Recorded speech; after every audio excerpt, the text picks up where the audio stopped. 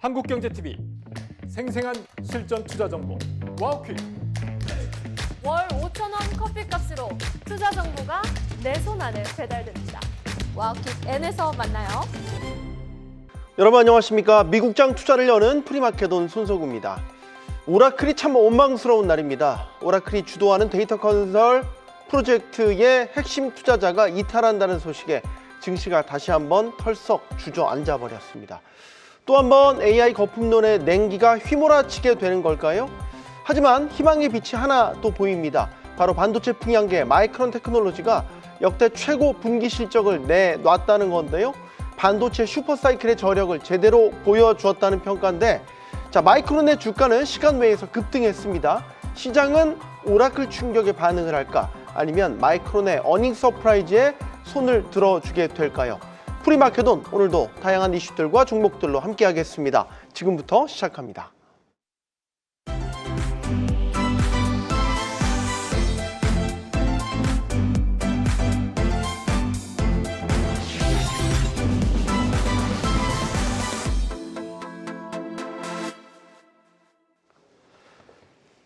산 넘어 산입니다.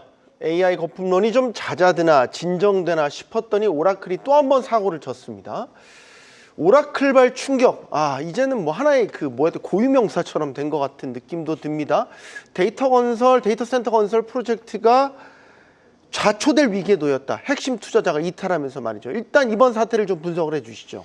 일단 사실은 예상하지 못했던 부분이고요. 그동안 오라클이 FCF가 마이너스로 전환되는, 그러니까 벌어들이는 이익보다는 자본적 지출이 크다라는 부분에서 우려감은 좀 있었는데, 그 우려감이 있으면서 주가가 조정을 받고 있는 가운데 이런 일이 발생했기 때문에 아마 시장의 파급 효과가 생각보다 좀 더 크게 나왔다. 여기에 미국의 선물옵션 만기이기 때문에 파생 상품의 영향도 지금은 상당히 큰 것 같습니다.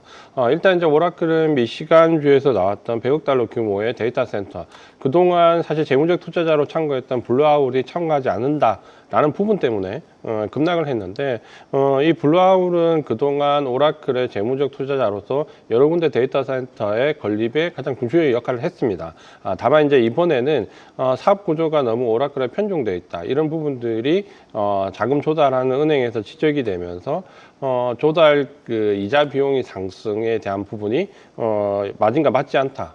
쉽게 얘기하면 이제 마진이 맞지 않기 때문에 참여를 안 했는데, 이게 이제 너무 확대 해석되는 부분도 분명히 좀 있는 것 같습니다. 어쨌든 가장 핵심적인 재무적 투자자가 참가하지 않으면서 오라클의 데이터 센터에 대한 불확실성이 커졌는데, 제가 볼 때는 단기적으로 분명한 악재는 맞지만 결국은 재무적 투자자가 나타날 것이고, 오라클이 이전보다는 좀 불리한 형태로 계약을 하겠지만 계약은 체결될 것이기 때문에 아마 빠르면 이번 주말이나 다음 주 중에 오라클 데이터 센터 계약 체결 내용이 나면 시장은 또 급반등할 수 있습니다.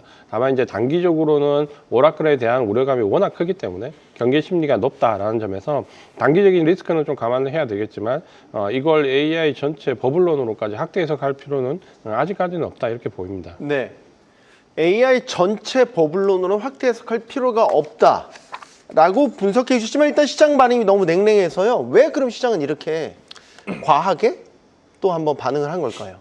일단 오늘 나온 이야기에 여러 가지 포인트가 있겠지만, 지금 팩트 기준으로 좀 따져보면 오라클의 지난 분기 실적은 굉장히 잘 나왔습니다. YOY 대비 혹은 전분기 대비. 하지만 이제 문제시되는 건 뭐냐면, 잉여 현금 흐름을 보니까 계속해서 가지고 있던 현금 흐름이 마이너스로 급감을 합니다. 네. 그럼 이걸 어디다 썼냐 봤더니 영업비용으로 썼다라는 거죠. 네. 매출은 약 10에서 15% 늘었습니다. 그런데 영업비용이 10에서 20% 는 게 아니라 전년 대비 3배 커진 게 문제가 되는 거죠. 지금 오라클이 벌어들이는 것보다 투자에 너무 공격적으로 나서고 있는 것이 자칫 추후에 어떻게 되면 이 자금 조달이 문제가 되었을 때 굉장히 회사의 존폐 위기에 어떻게 보면 좀 마주할 수 있는 것까지 갈 수 있는 거 아니냐라는 걱정이 있었던 것 같아요. 네. 여기다가 앞서 지금 대표님께서 이야기해 주신 대로 이 블루아울이라고 한 것은 이제 100억 불 투자가 조금 취소가 된 거지 않습니까?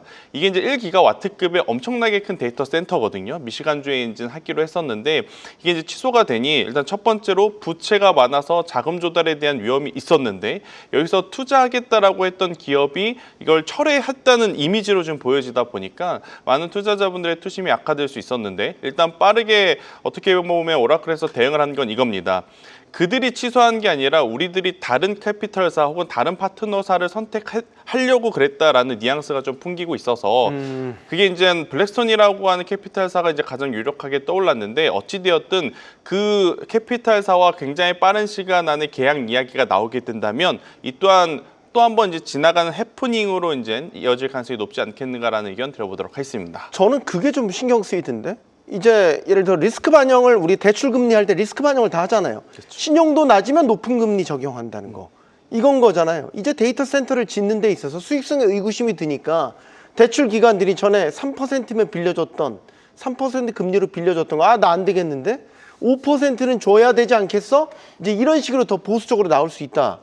라는 거죠. 대출 총액도 전에는 뭐 1억 달러 선뜻 빌려줄 것처럼 했다가 생각해 보니까 아닌 것 같아. 수익이 안 날 것 같아. 5천만 달러로 하지. 뭐 이런 식으로 이제 바뀐다라는 거죠. 그러면 이거는 데이터 센터 전반적인 프로젝트들이 다 지연되거나 축소되거나 이럴 여지로 남지 않겠어요? 이제 그럴 가능성에 대해서 대두가 좀 되었고 처음에 이제 보도됐던 뉴스 내용은 그런 부분이 일부 포함되어 있었습니다. 근데 좀 더 구체적으로 밝혀진 내용을 보면 그 부분보다는 블루아웃이 너무 그 대출의 편중 그 정도가 오라클에 집중되어 있다. 그러니까 어느 정도 리스크에 대한 부분도 가만히 되었지만 그것보다는 전체 사업 규모에서 오라클에 집중된 부분이 너무 크기 때문에 리스크가 크다라는 쪽으로 오히려 더 판명을 받았고 그렇기 때문에 대출 이자에 대한 부분이 올라올 수 있다. 그러면 임대 수익과 대출 이자의 사이에서 나올 수 있는 마진 구조가 악화되었고 이걸 이제 오라클에 다시 임대 수익을 높여달라는 쪽으로 얘기를 했고 오라클은 그렇다면 다른 재무적 투자자를 알아보겠다. 라는 쪽으로 발전됐기 때문에 어떻게 보면 서로 간에 이제 마진이 맞지 않았다는 부분이고 리스크에 대한 부분은 분명히 이제 예전보다 높아졌겠지만 사실상 블루아웃에서 감안했던 부분은 사업 규모가 너무 한 군데 편중되어 있다는 부분이 오히려 더 부각이 되었기 때문에 그 부분에 대한 리스크를 완화시키는 차원이 더 크다라고 보셔도 될 것 같습니다. 네. 자, 이제 냉담함이 어디까지 퍼져나갈지 문제라는 거죠. 이게 오라클만의 문제가 아닌 걸로 시장에서 또 이제 인식을 하면 오라클만의 문제가 아니라 대표적으로 뭐 아마존이라든지 이런 데이터 센터 사업하는 곳들 이런 곳으로 퍼져나가지 않겠어요? 아마존 한번 보시죠. 아마존도 대형 호재가 있었음에도 불구하고 그렇게 썩 반응이 좋지 않았단 말이죠. 그러니까 요새 이건 제가 개인적으로 느끼는 감정일 수는 있겠는데 오픈 AI가 묻었다 그래서 예전처럼 무조건 급등한다, 급상승한다라고 보기에는 좀 어려운 것 같아요. 왜 그러냐면 2, 3주 전에 이제 제미나이 3.0이 나오고 나서 약간의 성능 차이가 지금 어떻게 보면 시장에서 호응도 자체가 챗 GPT보다는 지금 제미나이가 조금 더 우세한 것이 아니냐라는 평가가 나오고 나서부터는 오히려 오픈 AI와 뭔가 한다 하더라도 그 상승폭이 예전처럼 폭발적으로 나오는 것이 아니라 일정 부분 변동성을 좀 보였다가 윗꼬리가 달리거나 아니면 생각한 것보다 좀 약한 흐름을 보여주는 경우가 좀 다수였는데 이번에 나온 뉴스도 저는 그러한 맥락으로 보여지고 있습니다. 일단 두 기업 서로 윈윈할 수 있는 구조인 건 맞아요. 아마존 같은 경우에는 15조라고 하는 엄청난 금액을 투자한다. 그렇게 되면 오픈 AI 같은 경우에는 지금 누적으로 이제 받은 금액이 약 740조. 네. 그러니까 기업 가치로 보면 한 740조 정도가 되어가는 상황이라서 외형의 성장에는 굉장히 도움이 되고 또 아마존 같은 경우에는 지금 이번에 오픈 AI가 하고자 하는 게 자체 칩. 트레니엄 칩을 기반으로 데이터 센터를 만드는 데 이제 집중을 하겠다라는 거잖아요. 그럼 이건 또 오픈 AI의 엔비디아에 편중된 어떤 반도체 칩을 좀 분산시키는 역할을 할 수 있다라는 관점에서 보면 서로 윈윈 할 수 있는데 지금 데이터 센터라든지 오픈 AI 아닙니다. 데이터 센터라든지 AI 산업에 막대한 돈을 투자한 것 대비 아무래도 이제 아웃풋이 아직까지 약한 상황에서 아마존도 15조를 투자를 했을 때 이것 이상의 뭔가 시너지 효과를 내서 더 큰 매출을 낼 수 있는 게 맞을까? 이런 걱정도 좀 있는 것 같아요. 그러다 네. 보니까 좋은 뉴스였음에도 불구하고 현재의 시기에는 이게 지난 상반기처럼 폭발적인 시세를 좀 가져오지 못하고 오히려 15조를 또 더 쓴다고? 라는 것에 먼저 민감하게 반응을 하는 것 같더라고요. 그래서 일단은 뭐 시장에서는 그렇게까지 긍정적으로 보고 있지 않다라고 보여지지만 저는 아마존과 같은 기업들이 지금 이렇게 막대한 투자를 계속하고 있다는 것은 어떻게 보면 중장기적으로는 여전히 AI 산업은 주도주일 가능성이 높다라는 의견까지 한번 드려보도록 하겠습니다. 자, 제가 과도한 우려를 계속해서 해보겠습니다. 오라클 같은 이제 대형 데이터 센터 프로젝트 진행하는 곳이 이제 점차 좌초되고 지연되고 축소됐어요. 데이터 센터 1기가와트 지으려다가 한 반으로 또 막 줄였어요. 그럼 이제 이게 여기에 들어가는 반도체 칩들한테도 다 줄줄이 영향이 있을 거 아니에요. 그러면 반도체 설계하는 곳, 뭐 예를 들어서 AMD, 브로드컴, 메모리 공급하는 곳, 마이크론, 삼성전자, SKM, 뭐 이렇게 줄줄이 다 영향이 있지 않을까. 제가 계속해서 과도한 우려를 해보겠습니다. 일단 과도한 우려가 맞을 것 같고요. 네. 물론 감사합니다. 이제 그런 부분의 연관성은 사실은 있습니다. 어쨌든 데이터 센터 자체가 어쨌든 지금 보면 모든 컴퓨팅이 이루어지고 막 생성된 데이터가 보관되는 장소이기 때문에 여기에 이제 가장 그 하드웨어 쪽의 수요가 가장 공급이 가장 크게 작용을 하죠. 근데 지금 현재 오라클발 데이터 센터 축소 가능성은 이제 그 부분이 그렇게 클 가능성은 없다라고 좀 보여지고 요즘에 이제 우리가 쉽게 이해를 하면 예전에 쿠팡이 물류센터를 한창 건설을 할 때 네. 결국은 물류센터를 많이 건설하는 쪽이 이긴다. 라는 결국은 살아남는 쪽은 물류센터에서 어느 정도 독점적으로 유지하는 쪽이다라고 했는데 결국은 쿠팡이 살아남았잖아요.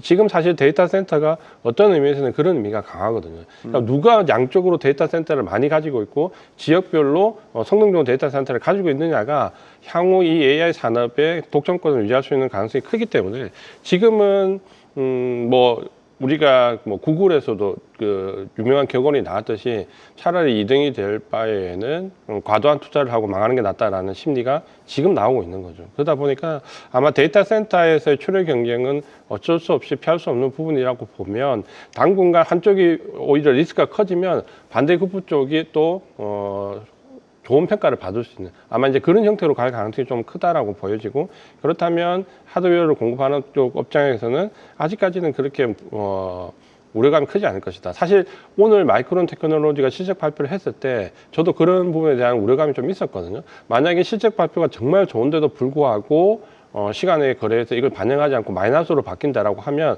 이 문제는 이제 정말 진짜 심각해질 수 있다라고 봤는데 다행스럽게 마이크론 테크놀로지가 그래도 아직까지 시간이지만 10% 가까운 상승을 하고 있기 때문에 그런 쪽으로까지 아직은 확대 해석되지는 않고 있다. 본장이 열려봐야 알겠지만 지금은 그런 정도로 이해를 하셔도 될 것 같습니다. 알겠습니다.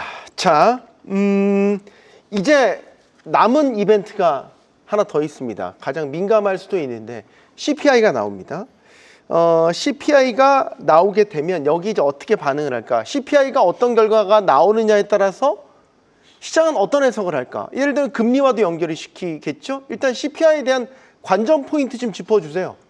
사실 CPI는 저는 개인적으로 그렇습니다. 그러니까 이게 밀렸다가 지금 쏟아져 나오는 상황이지 않습니까? 네. 우리가 이미 어느 정도 이제 예측을 하고 이걸 주가에 선반영을 시킨 만큼 발표한 그 순간에 채권 금리는 굉장히 큰 변동성을 보이겠지만 전체적인 시장에 주는 영향은 그렇게 크지 않을 것 같다라는 생각이 듭니다. 이미 금리는 그걸 감안을 해서 반영을 시켜놨고 네. 그렇다면 이제 이걸 가지고 내년에 금리 인하의 횟수와 금리 인하 어떻게 보면 조절 시기라는 이야기가 좀 나올 가능성이 높은데 일단 이쪽도 우리가 기대감이 많이 줄어든 상태에서 나오는 받아들이는 지표이기 때문에 저는 지표가 크게 우리가 생각했던 것 이상의 어떤 서프라이즈급의 변화가 없다라고 하면 시장에 미치는 영향은 제한적일 가능성이 있지 않겠는가라는 의견 드려보도록 하겠습니다. 네, 자 CPI에 대한 전망도 전망인데 트럼프 대통령이 대국민 연설을 했어요.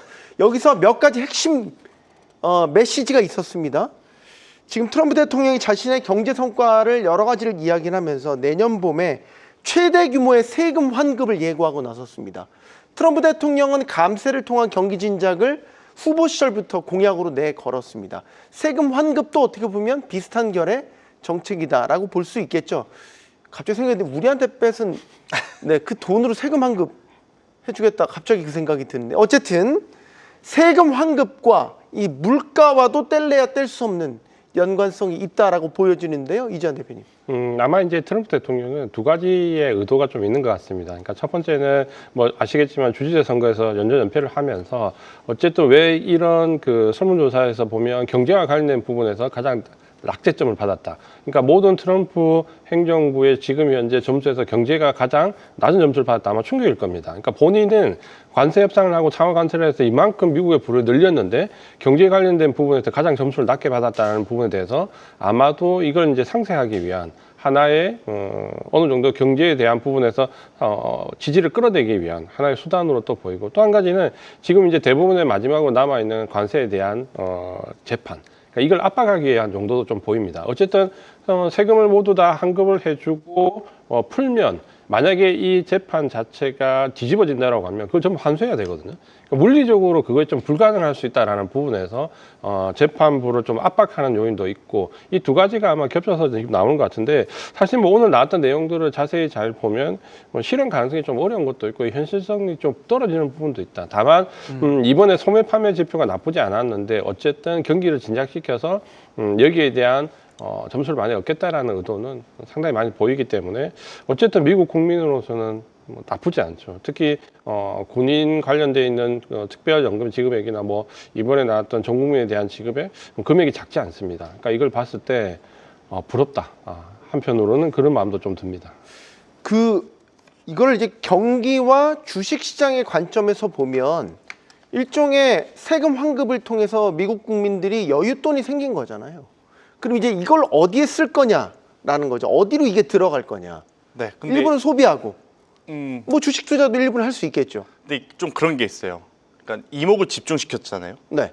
연설을 하겠다. 네. 그러면 투자자들은 그 연설하기 전에 이미 만약 트럼프 행정부가 이야기를 한다면 이것 말할 가능성이 높겠다라고 판단을 하고 먼저 움직이는 경향들이 없지 않아 있습니다. 네. 처음에 그 연설한 데 있었을 때 가장 먼저 움직였었던 쪽이 코인 시장이었어요. 네. 코인 시장이 엄청나게 크게 변동성을 좀 보였고, 또 우리나라 증시도 마찬가지였지만 지금 증시는 사실 트럼프의 입보다는 AI 산업에 대한 부담과 기대감이 지금 공존하면서 변동성을 좀 보이다 보니까 방향성을 잡기가 어려웠고, 근데 막상 연설 끝나고 나니까 우리가 기대했던 엄청나게 큰 뭔가 선물 보따리가 떨어지진 않았지 않습니까? 지금 이제 우리가 얘기하는 세금 환급도 사실은 이게 직접적으로 전 국민한테 지급이 되는 것이 아니라 아무래도 이제 나중에 어떻게 보면 환급을 통해서 일정 부분이 분산해서 지금 지급이 되는 상황이다 보니까 소비자 입장에서는 지금 당장 나에게 들어온 돈도 아닌데 이걸 가지고 미리 소비 지출 계획을 세우거나 이걸 가지고 직접 투자를 하는 거는 현실적으로 좀 어려움들이 있다 보니 이 연설 자체가 엄청나게 큰 영향력을 미치면서 끝나진 않았고 굉장히 실망감을 안고 저는 끝난 연설이 아니겠는가라는 생각이 들어서 이 연설에 우리가 민감하게 반응할 필요는 없지 않겠는가. 오히려 앞서 대표님께서 이야기하신 대로 이목을 끌어놓고 추후에 있을 재판에서 본인이 불리한 부분을 최대한 덜어내기 위한 연설들만 좀 집중해서 하지 않았는가라는 의견 말씀드리도록 하겠습니다. 자, 이제 개별 종목 이슈로 가보도록 하겠습니다. 넷플릭스가 요즘에 인수합병 문제 때문에 계속해서 거론이 되고 있습니다.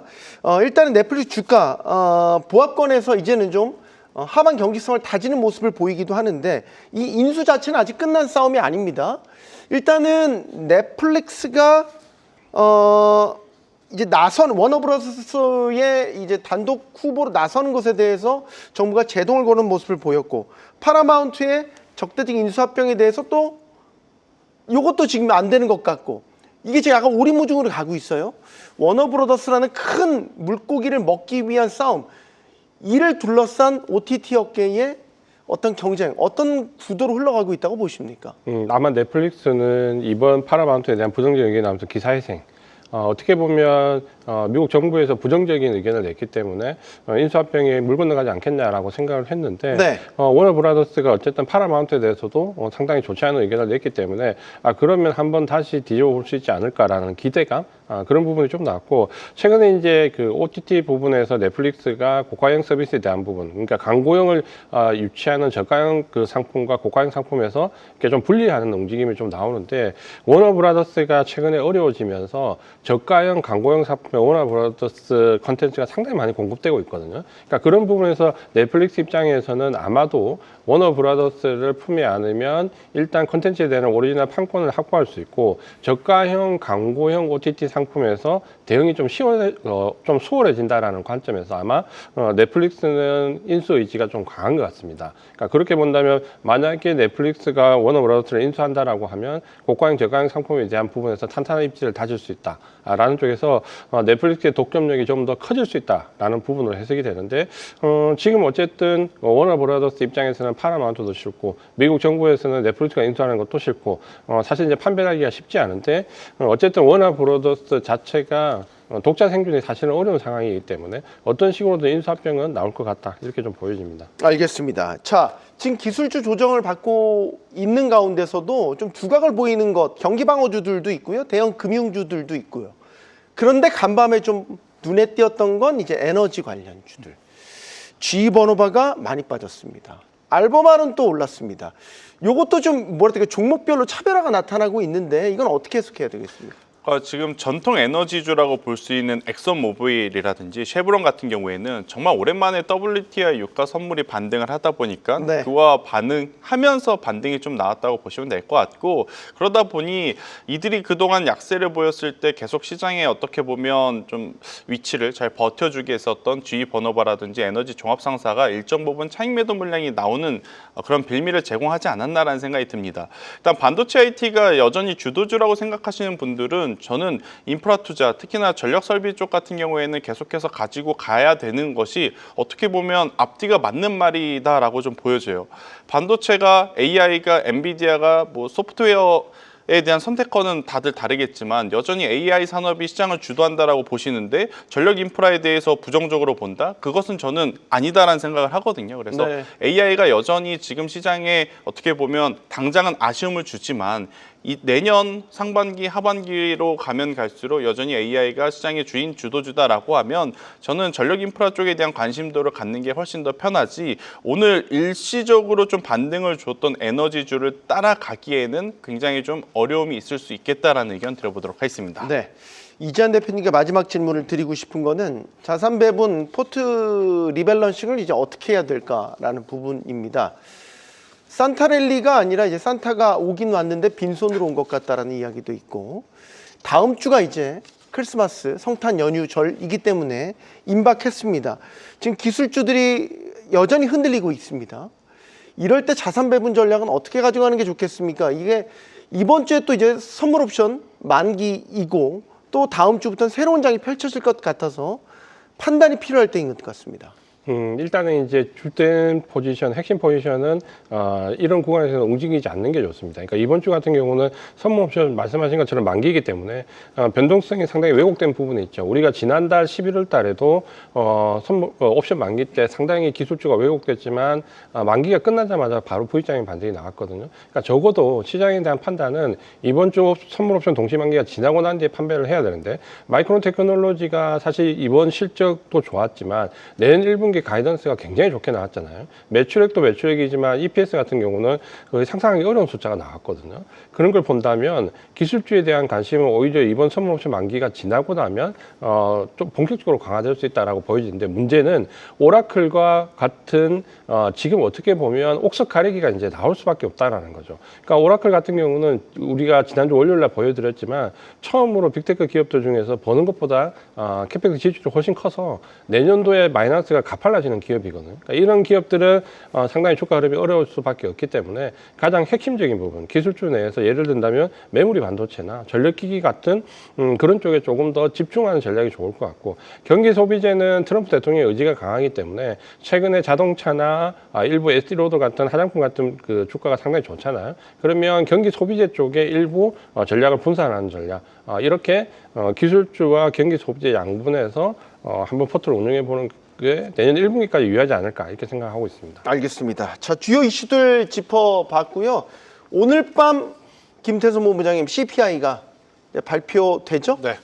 일단 오늘 여러 가지 지표들이 오늘도 발표가 됩니다. 그 중에서 이제 몇 가지는 꼭 체크를 하셨으면 좋겠다는 생각이 드는데 네. 지금 연준이 결국엔 물가냐 이제 고용이냐 어느 것을 더 중요하게 볼 거냐 많이들 지금 고민하고 걱정하시고 보시고 계실 것 같은데 소비자 물가 지수가 전월 대비 그리고 전년 대비 이제 데이터가 나오니까 이 부분을 꼭 한번 체크를 해보셨으면 좋을 것 같고요. 그리고 이제 신규 실업수당 청구 건수가 또 나옵니다. 아마 오늘 발표될, 그러니까 이제 새벽에 발표될 여러 가지 지표 중에 바로 이 실업수당 청구 건수가 굉장히 크게 시장에 또 영향을 줄 수도 있는 상황이라서요. 이 수치를 꼭 한번 보셨으면 좋을 것 같고요. 그나마 다행스러운 것은 지금 선물 지수가 마이크론 테크놀로지 영향 덕분에 지금 굉장히 강하게 반등이 좀 나오고 있는 상황임을 다시 한번 강조드려보도록 하겠습니다.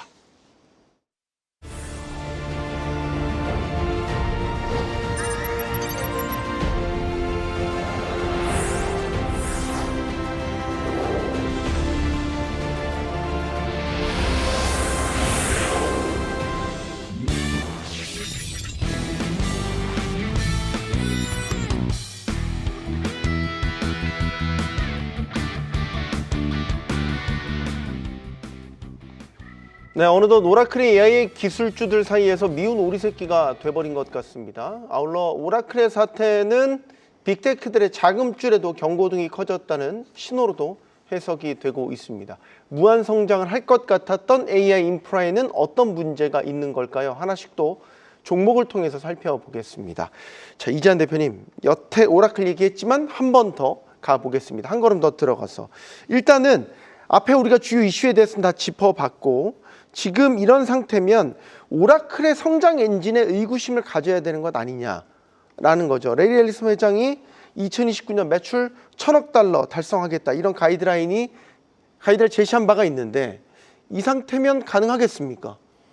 사실 이제 오라클은 문제가 수주가 문제가 아니라 과연 그 자금 집행 능력에 대한 부분이거든요. 그러니까 지난번 오라클의 실적 발표 시즌 때 했던 얘기가 사실은 너무나 우리가 상식적으로 납득하기 어려울 정도로 숫자가 높게 나왔기 때문에 과연 이제 저게 될 거냐라는 부분인데 이후에 이제 캐펙스 숫자가 굉장히 공격적으로 이어졌죠. 그 결과가 지금은 앞서 말씀드린 것처럼 유일하게 빅테크 기업들 중에서 FCF가 마이너스로 전환돼. 그러니까 우리가 항상 우려했던 부분이 그 버블이라는 게 FCF가 마이너스로 전환되면 일단 경계심을 가져야 된다는데 오라클이 바로 이제 그 첫 스타트를 끊었거든요. 근데 오라클 같은 경우는 주가를 보시면 이미 그게 반영이 되었습니다. 그러니까 이번에 하락한 게 아니라 오라클은 이미 9월 달부터 사실은 크게 하락을 하고 있었거든요. 그러니까 이번 일로 하락이 전환된 게 아니라 이미 그 부분이 반영되면서 하락이 깊어지고 있었고 그러면 오라클의 문제를 어떻게 봐야 되냐면 예를 들어서 데이터 센터 수주가 되지 않는다라고 하면 이제 진짜 버블이 나올 수 있죠. 수주가 안 되기 때문에 실적이 따라오지 못한다. 근데 실제로 오라클은 과도하게 능력 범위를 넘어서는 수주 물량이 오히려 독이 되고 있거든요. 거기에 대한 자금 집행력이 없다라고 보니까 재무적 투자자를 계속해서 끼고 데이터 센터를 임대하는 형식으로 가고 있는데 이런 사업 구도는 리스크가 클 수밖에 없는 거죠.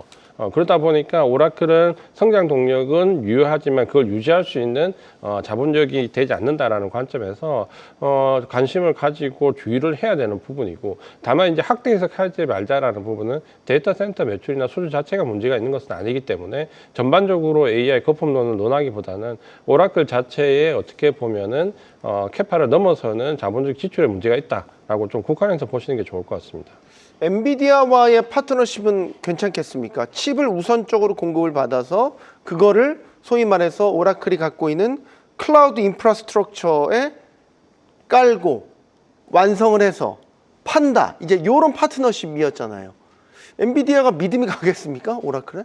사실 이제 엔비디아 입장에서는 무리해서 오라클에 굳이 공고할 필요는 없을 거라고 보입니다. 그러니까 이번에 나왔던 미시간주의 그 100억 달러 데이터 센터가 사실은 오픈 AI가 가동해서 구동을 해야 되는 곳이거든요. 네. 그러니까 오픈 AI가 아마 이제 이런 부분에 대한 주가의 타격은 단기적으로 좀 발생할 수 있을 것 같고 사실 그 하드웨어 입장에서 보면 엔비디아나 칩을 생산하는 쪽에서는 사실 어떻게 보면 지금 AI가 너도 나도 AI 칩이 확장되는 구간에서 지금 나오고 있기 때문에 아마도 거래처에 대한 부분은 선별적으로 조절이 가능하지 않을까. 굳이 리스크를 안고 많이 공급하지는 않을 것이고 아마 오라클의 데이터 센터 수주도 그런 의미에서는 이제 앞으로 수주력이 좀 떨어질 가능성, 다른 쪽으로 대체될 가능성이 있지 않을까라고 보여지고 오늘 아마존이 오픈 AI와 협업 소식이 나왔지만 그래도 상대적으로 주가가 덜 떨어졌던 것은 아마 그런 부분에 대한 반사이익도 있지 않을까라는 기대감이 좀 나왔기 때문에 오라클 자체는 앞으로 상당히 험난한 구간이 좀 예상이 좀 될 수밖에 없습니다. 그러면 오라클이 저점을 다지는 시점을 어느 정도 선이라고 봐야 되는 거예요? 일단은 오라클의 사업 구도가 앞서 말씀드린 것처럼 본인이 데이터 센터를 건설해서 거기 나오는 수익을 취하는 게 아니라 재무적 투자자가 건설을 하고 소유를 하고 오라클은 임대료를 줘서 임대료를 지불하고 대신에 오픈 AI나 이런 쪽에서 수익을 받는 구조인데 이게 이제 만약에 본격적으로 돌아가려고 하면 자기 자본이 아니기 때문에 중간에 거치할 수 있는 자금력이 있어야 되거든요. 근데 지금 현재 오라클의 자금력을 감안을 하면 계속해서 그 새로운 재무적 투자자가 나올 수밖에 없고 오늘 그 블루아울에 이어서 나왔던 블랙스톤에 좀 주목할 필요가 있는데요. 만약에 오라클이 일단 블랙스톤과 계약을 한다라고 하면 일단 주가는 제가 볼 때 V자형으로 반등이 나올 가능성이 좀 있습니다. 왜냐하면 블랙스톤 자체가 미국과 글로벌하게 대체 투자의 거의 자금력 1위거든요. 그러니까 이전에 봤던 그 업체하고는 좀 다르죠. 만약에 블랙스톤에서 자금을 수요를 받는다라고 하면 상당 부분 일단 단기적으로 자금력에 대한 안정한 부분이 나올 수 있기 때문에 주가는 급반등 나오겠지만 다만 앞서 말씀드린 것처럼 사업 구도가 계속해서 데이터 센터를 임대하는 구도로 간다면 이 리스크는 계속해서 상승할 수밖에 없기 때문에 주가가 일시적으로 급반등 나오더라도 직전 고점을 넘어서는 추세적 상승으로 돌아가기는 조금 어렵다 이렇게 좀 보입니다. 알겠습니다. 자, 첫 번째 종목 오라클 한 발짝 더 들어가서 분석을 해봤고요. 김태성 본부장님 종목으로 가보겠습니다. 이 시기에 이 기업을 가지고 나오실 줄은 몰랐습니다. 헛8 HUT 헛 아니고요. 헛입니다. 헛. 헛8 이게 이제 비트코인 채굴 기업인데 요즘 크립토 시장 아주 그냥 얻어맞고 있는데 하필 이 시기에 왜 헛8을 일단 캐나다 기반의 이제 비트코인 채굴 기업, 특히나 뭐 비트코인도 비트코인이지만 이더리움 채굴에 조금 더 특화되어 있는 기업이라고 좀 보시면 되는데 아마 헛8이라고 하는 기업을 딛고 여러분들이 만약 차트를 켜보시면 다른 채굴 기업들과 최근에 다른 주가의 어떤 모습들을 보실 수 있을 겁니다. 여긴 왜 이렇게 올라? 라고 생각이 들 수밖에 없죠. 왜 그러냐면 데이터 센터를 통해서 지금 매출이 크게 잡힐 가능성이 보였다라는 겁니다. 양수 겸장이라고 좀 말씀드릴 수 있을 것 같아요. 코인으로 벌고 AI 산업에 투자해서 지금 그 수익을 확정을 지어가는 그러한 단계이기 때문에 우리가 한 번 정도는 관심 있게 좀 보셔야 될 것 같습니다. 다수의 코인 채굴 기업들이 단순히 채굴하는 것에 좀 포인트를 뒀다면 지금 헛8과 아이렌 같은 기업들 같은 경우에는 AI 데이터 센터에 이제 물결이 묻었다라고 좀 보시면 될 것 같아요. 특히나 15년간 장기 임대인데 이게 70억 달러입니다. 우리나라 돈으로 따져보면 원화로 따져보면 약 9조 원에 달하는 장기 계약에 성공을 했고 이 계약의 가장 중요 포인트는 뭐냐면 재정 보증은 지금 누가 서기로 했냐면 구글이 쓰기로 했습니다. 그러니까 문제가 되었을 때 이 돈을 누가 지급을 하겠다? 구글이 지급한다라는 거거든요. 그러니까 많은 투자자분들이 이게 실체가 없는 계약이 아니라 실제로 지금 이루어지고 있고 만약 구글이 정말 저렇게 뒤에서 버텨주게 된다면 15년 동안 굉장히 안정적으로 돈을 벌어들일 수 있는 구조가 되겠구나라고 좀 보시면 됩니다. 아니 그런데 헛8이라고 하는 기업이 도대체 뭐길래 구글이 보증까지 서가면서 이렇게 장기 임대를 해라고 생각을 하실 수는 있을 것 같은데 일단 코인 채굴 기업들은 공통적으로 두 가지의 장점이 있어요. 지금 우리나라도 반도체 산업의 가장 문제가 전력 그리고 두 번째가 물입니다. 전력은 끌어와야 되고 물도 굉장히 깨끗한 물이 필요하거든요.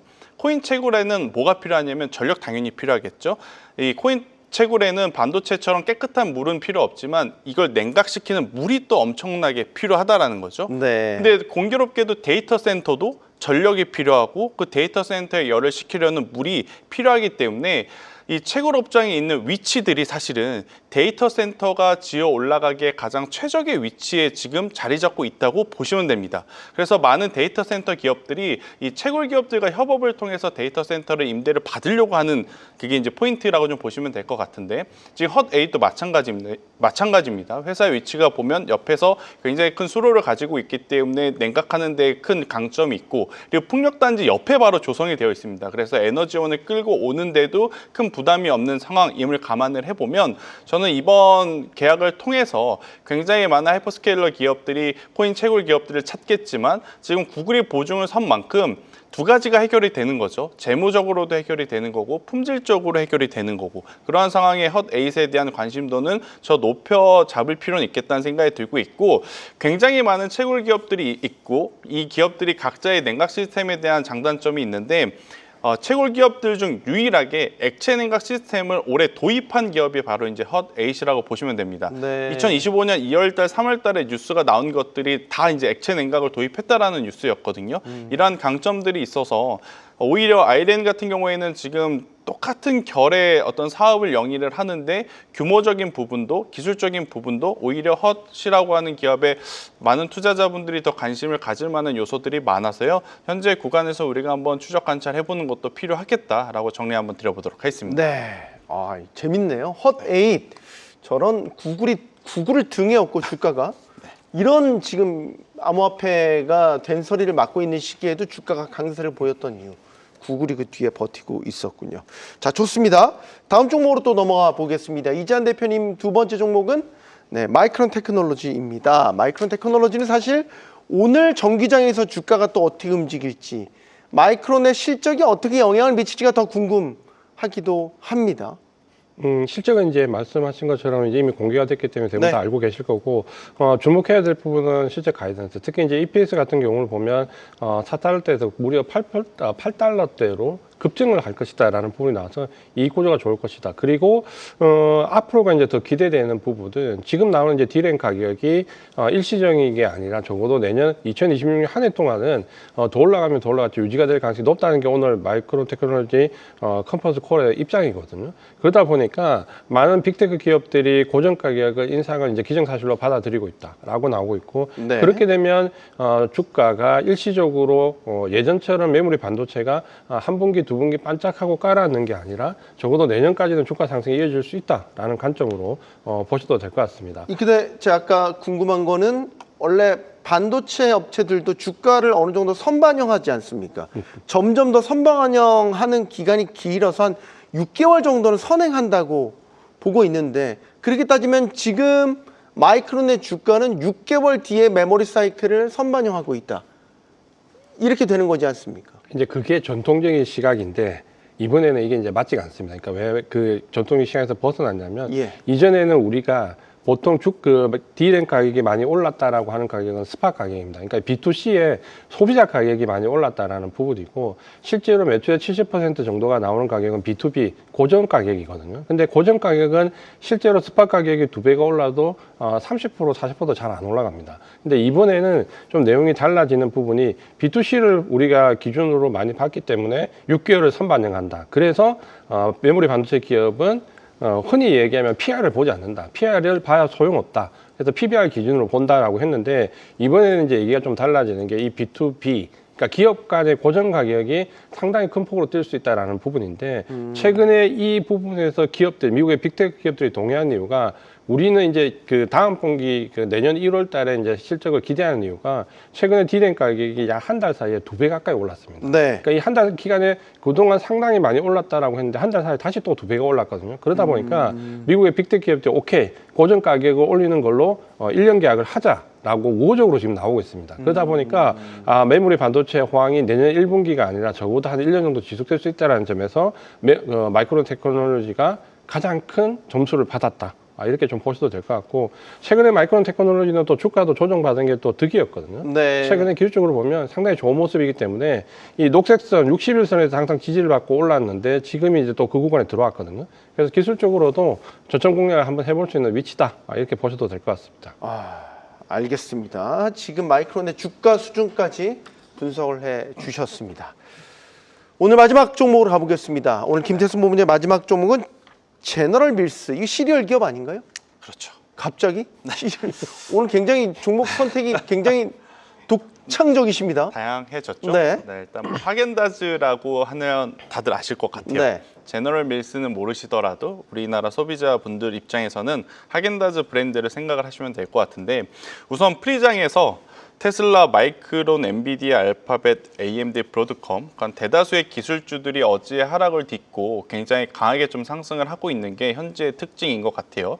대신에 이제 하락하는 쪽을 보면 좀 특별한 이슈, 특히나 어제 이제 트럼프 행정부에서 방산주에 대해서 너네들 기술하는데 배당 조금 줄이고 기술 투자하는데 더 힘을 써라라고 이야기를 하다 보니까 이쪽에 대한 좀 낙폭이 클 뿐 그 외에 어제까지 조정을 받았던 쪽에 대한 상승세가 지금 강하게 나타나고 있거든요. 그렇다면 아마 최근에 이제 기술주들의 이제 공백에 쉬어갔던 소비재주들이 잠시 쉬어갈 수는 있을 것 같습니다. 하지만 그런 소비재주들이 만약 쉬어간다 하더라도 현재 시점에서 좀 붙어볼 기업들을 이제 추려본다라고 하면 저는 그 중에 하나가 바로 이제 제너럴 밀스가 아닐까라는 생각이 들어요. 시리얼 기업이에요. 말씀하신 대로. 근데 이제 왜 갑작스럽게 이 기업을 보냐면 여러분들 카카오 아시죠? 네. 그러니까 우리가 쓰는 메신저 말고요. 초콜릿 원료가 되는 카카오. 아, 죄송합니다. 네. 메신저인 줄 알았습니다. 네. 카카오의 가격이 지금 역대 최저치로 좀 떨어지고 있을 만큼 식료품 원자재 가격이 많이 떨어진 상황이거든요. 네. 이렇게 되면 아무래도 이제 마진율의 개선이 나타날 수밖에 없다. 이렇게 좀 보시면 될 것 같습니다. 그래서 올해 이제 1분기, 2분기 실적보다는 지금 3분기 실적부터 개선세가 나타났다는 게 포인트일 것 같고요. 지금 이제 화면에 제가 제너럴 밀스라고 하는 기업의 주가를 좀 띄워놨는데 굉장히 우하향 곡선을 좀 그려왔어요.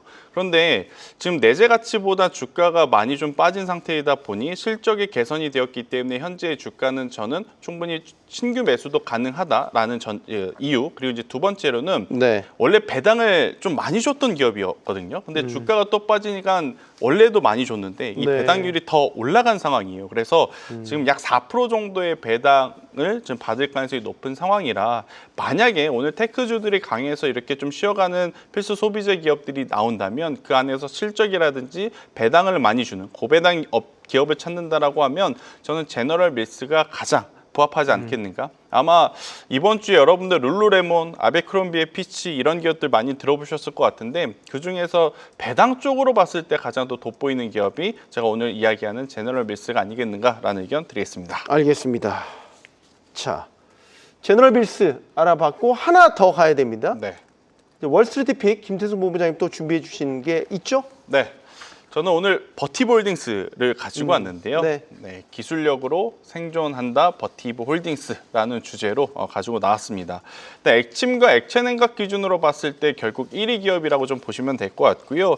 지금 현재 수주 잔고가 2025년 10월 말 기준입니다. 우리나라 돈으로 약 13조 원이 책정이 되고 있는데 이건 YOY 대비로도 30% 증가한 수주 잔고이고 전 분기 대비해서 12% 증가한 수준이라고 좀 보시면 됩니다. 그런데 지금 주가는 미리 그 부분을 선반영이 돼서 좀 먼저 올랐던 것으로 판단을 하는 것 같아요. 그래서 이제 조정이 나오긴 했지만 오늘 전체적으로 마이크론을 동반한 기술주들의 반등세가 나오는 상황이라 저는 지금의 위치가 저점일 가능성도 굉장히 높지 않겠는가라는 의견 드려보도록 하겠습니다. 네. 자, 오늘 다양한 종목 이야기까지 나눠봤습니다. IS 이지만 대표, 스타인베스트먼트 김태성 본부장 함께했습니다. 고맙습니다. 가장 먼저 만나는 프리마켓의 중요한 시그널 프리마켓 나옵니다. 이 시각 현재 프리마켓 개장 상황 확인해 볼 텐데요. 의미 있는 움직임 보여준 무버 종목부터 함께 보겠습니다. 오라클은 오픈 AI 전용 데이터 센터 건설이 난항을 겪으며 기술주 급락을 이끌었습니다. 핵심 투자자 블루아울의 이탈로 교착 상태에 빠지며 어제 5% 넘게 급락했는데요. 오늘 프리장에선 매수세가 유입되며 소폭 반등하고 있습니다.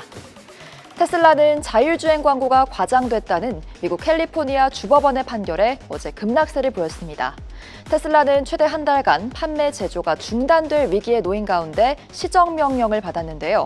현재 프리장에선 저가 매수세 유입으로 1% 가까이 반등하고 있습니다. 이어서 알파벳입니다. 알파벳은 신규 AI 모델 제미나이 3 플래시를 출시했다는 소식에도 어제 약세 마감했습니다.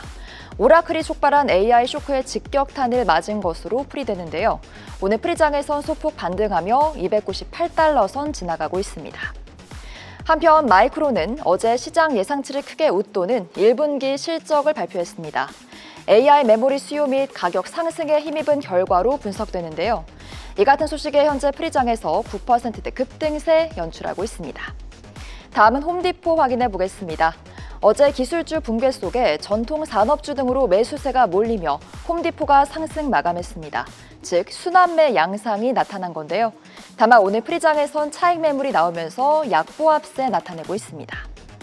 트럼프 대통령이 자사주 매입 제한과 배당금 축소 등의 내용이 담긴 행정명령을 검토 중이라는 소식에 RTX를 비롯한 방산주가 어제 일제히 약세를 보였습니다. 현재 프리장에서 RTX는 강보합세 나타내고 있습니다. 어제 국제유가가 급반등했습니다. 미국이 러시아에 대한 제재 강화를 시사하는 등 지정학적 리스크가 커진 영향인데요. 이 소식에 원유 대장주 쉐보론도 어제 상승 마감했고 오늘 프리장에선 조정을 받으면서 보합세 나타내고 있습니다. 그럼 계속해서 오늘 특히 주목할 필요가 있는 포커스 종목 함께 확인해 보겠습니다. 가장 먼저 엑센추어입니다. 글로벌 컨설팅 전문기업 엑센추어가 오늘 개장 전 실적을 발표합니다. 1분기 매출 185억 1천만 달러, EPS 3.74달러가 예상되는데요. 지난해 같은 기간에 비해 모두 증가한 수치입니다. 엑센추어는 최근 팔란티어와 기업용 AI 확장을 위한 합작 사업을 발표하기도 했는데요. UBS는 엑센추어의 실적 발표를 앞두고 목표가 315달러를 재확인했습니다. 현재 프리장 주가는 관망세에 접어들며 보합권에서 움직이고 있습니다. 이어서 나이키 확인해 보겠습니다. 오늘 장 마감 후 공개되는 나이키의 실적을 두고 월가의 기대감이 커지고 있습니다. 오펜하이머는 나이키에 대한 아웃퍼폼 등급과 목표가 120달러를 재확인했습니다. 또한 스티펠은 나이키가 예상치를 뛰어넘는 실적을 발표할 것으로 예상했는데요. 나이키는 2분기 매출 122억 달러, EPS 37센트를 기록할 것으로 전망됩니다. 오늘 프리장 주가는 소폭 오름세에 나타내고 있습니다. 마지막으로는 신타스 만나보겠습니다. 유니폼 렌탈 기업 신타스가 오늘 개장 전 실적을 공개합니다. 2분기 매출 27억 7천만 달러, EPS 1.2달러를 기록할 것으로 예상되는데요. 전년 동기 대비 모두 증가한 수준입니다.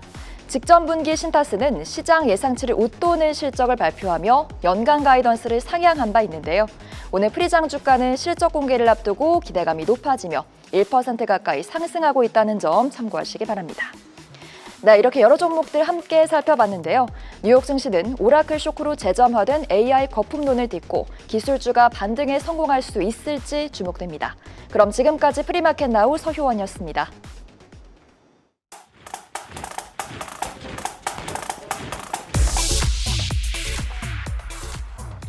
오늘부터 미국 ETF 시간 돌아왔습니다. 매주 목요일 함께 해주시는 분이죠. 하나증권 박승진 실장 나와 계십니다. 안녕하십니까? 네, 안녕하십니까. 찬바람이 불면 배당주. 이제 오랜 주식시장의 경험인데 미국도 이런 연말에는 배당주 쪽에 관심을 많이 갖고 있나요? 네, 뭐 약간 배경은 다르지만 미국도 이제 연말에 배당주에 관심이 좀 높아지는데요. 네. 사실 뭐 미국 같은 경우는 우리나라랑 좀 다른 부분들이 이 분기 배당도 일반화되어 있고 사실은 또 이 결산 주기도 좀 다양화되어 있는 부분이 있기 때문에 그렇죠. 우리는 몰려 있는데. 네, 맞습니다. 그래서 사실은 뭐 우리나라 같은 경우는 12월 연말 결산을 통해서 배당이 많이 확정이 되기 때문에 관심이 좀 더 높아지시는데 이 미국 같은 경우는 조금 이제 세제에 대한 부분 이런 부분들이 영향을 미친다라고 보시면 될 것 같습니다. 이게 뭐 아시다시피 이 한 해에 그러니까 수익하고 손실을 모두 합쳐가지고 이 세금이 확정이 되기 때문에 네. 이제 손실난 종목들을 그냥 결과적으로 이제 정리를 하면서 이 세금을 그러니까 이익 난 거랑 합쳐가지고 이제 세금 손실 뭐 확정 전략 뭐 이런 식으로 얘기를 하는데요. 이런 비용들을 이제 여기서 떨궈 놓게 되는데 이렇게 되면서 사실은 현금을 가져오게 되면은 이 현금을 가지고 이제 배당주 ETF들을 활용해서 이제 현금을 끌고 가는 이런 환경들이 많이 있습니다. 이거는 사실 이 조건 자체가 이 다시 팔았다가 30일 내 다시 사면은 이 수익돼서 상쇄됐던 이런 조건 자체가 다시 되돌려야 되는 이런 그 규정이 있기 때문에 네. 조금 더 어떻게 보면은 손실을 확정한 금액은 좀 더 보수적으로 운용을 하게 되는 성향, 그리고 또 배당주 같은 경우는 아시다시피 이게 조금 더 주가 흐름들이 안정적으로 흘러가기 때문에 이런 것들에 대한 니즈들이 좀 조합돼서 배당주 ETF들이 많이 활용되고 있다고 보시면 될 것 같습니다. 네. 연말 세금을 조금 절세하기 위한 전략으로도 쓰이고 있죠. 그럼 미국에서 뭐 가장 대표적인 배당 ETF를 꼽는다면 어떤 게 있을까요? 네, 뭐 사실 많이 또 알고 계실 것 같은데요. 네. 이제 슈드라고 부르죠. SCHD라는 티커를 가지고 있는 ETF가 뭐 가장 자산 규모가 큰 ETF라고 보시면 될 것 같습니다. 이 종목 같은 경우는 지금 현재 그러니까 11월 월말 기준으로 그러니까 연 배당 수익률 한 3.7% 정도, 그러니까 3% 중후반수 정도의 그 배당 수익이 나온다라고 보시면 될 것 같고요. 이게 이제 어쨌든 이 주가 변동에 따라서 배당 수익률 계산이 좀 달라지긴 하겠지만은 이 조건 자체가 10년 연속 배당을 지급한 기업들, 그리고 또 5년 동안 배당 성장이 나타난 기업들, 그리고 또 이제 ROE라던가 뭐 현금 흐름, 부채 비율 이런 것들 같이 조합해가지고 이 100개의 기업들로 구성된 ETF입니다. 그래서 지금 보시면은 주요 구성 종목들이 제약주들이 많네요. 네, 맞습니다. 확실히 많네요. 예, 머크라던가 뭐 암젠, 브리스톨 마이어스, 에브비 이런 종목들 말씀하신 것처럼 제약 업종들에 들어가 있고, 이 시스코 같은 경우도 이제 네트워크 장비 1위 업체인데 현금 보유가 굉장히 많습니다. 그리고 이 코카콜라나 펩시도 상위 10개 종목들에 들어가 있고, 이 로키드 마틴 같이 좀 경기가 무관한 방산 기업들, 그리고 또 이 통신 인프라 기업 중에 가장 대표적인 버라이즌 같은 기업들도 이 상위 10개 종목 구성 종목에 포함되어 있는 ETF라고 보시면 될 것 같습니다. 이게 예를 들어서 주가도 ETF 주가도 안정적이지만 배당 메리트가 있다. 네. 이제 이런 거는 알겠는데 그것만 보기에는 또 이게 좋은 것만 부각되는 네. 것인 거고 예. 뭐 주의해야 될 사항은 없겠어요?